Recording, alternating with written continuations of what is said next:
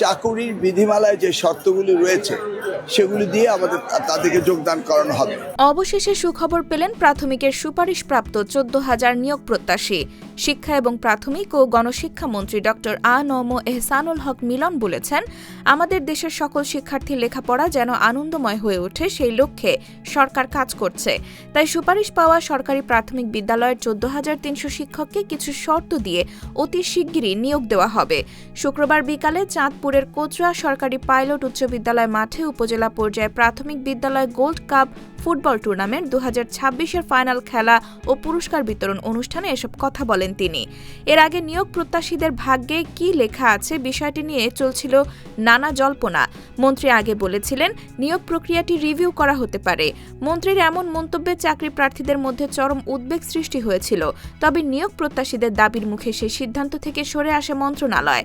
আর আজ একেবারে খুশির খবর দিলেন শিক্ষামন্ত্রী।